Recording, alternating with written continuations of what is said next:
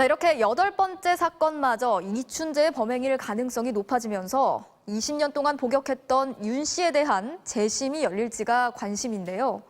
자, 윤 씨는 이른바 약촌 오거리 사건 등 재심 사건을 많이 다뤄서 잘 알려진 변호인을 선임하고 본격적인 재심 준비를 시작했습니다. 이어서 이기주 기자입니다. 지난 1989년 7월 8번째 사건의 진범으로 검거된 윤 씨는 경찰의 범행을 모두 자백했습니다. 하지만 당시 MBC와의 인터뷰에선 범행 상황을 정확히 기억해내지 못했습니다. 옷차림 같은 건 다 기억할 수 있어요? 옷차림은 색깔을 구별 못하겠어요. 지금 여기 제시된 옷이 똑같아요? 이 옷이? 바지는 맞는 것 같아요. 윤 씨는 2심 재판 때부터 경찰의 강압 수사로 허위 자백을 했다고 주장했지만 결과는 유죄였습니다. 억울하세요? 윤 씨가 30년 만에 변호사를 선임해 재심을 청구하기 위한 준비에 나섰습니다. 20년간 억울한 옥살이를 한 만큼 무죄를 인정받아 명예를 회복하고 피해를 배상받겠다는 겁니다.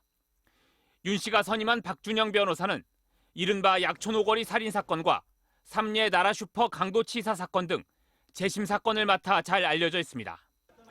박 변호사는 당시 판결이 과학적 증거보다는 윤 씨의 자백에 크게 의존한 것으로 보인다면서 수사 과정에서의 문제점을 짚어볼 필요가 있다고 강조했습니다. 새벽 1시에 조사를 했고 새벽 5시 40분에 자백을 했다는 건데 밤새도록 추궁했다는 거죠. 실제 그 수사로 인해서 허위 자백을 했다라는 주장을 가벼이 볼 수는 없는 겁니다. 윤 씨의 재심 청구에는 화성 사건 수사 과정에서 경찰에 검거됐던 사람들의 무죄를 여러 차례 밝혀내며 인권 변호사로 활동했던 김칠준 변호사도 합류했습니다. 이제 핵심은 윤 씨의 무죄를 주장할 만한 새로운 증거 확보입니다.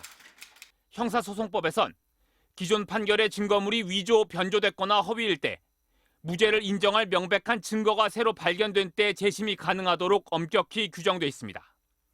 전문가들은 이춘재가 8번째 사건에 대해 얼마나 구체적으로 자백하느냐가 재심에 영향을 미칠 것으로 보고 있습니다. 또 윤 씨가 수사 과정에서 당했다는 가혹 행위를 구체적으로 밝혀낼 수 있을지도 관건입니다. MBC 뉴스 이기주입니다.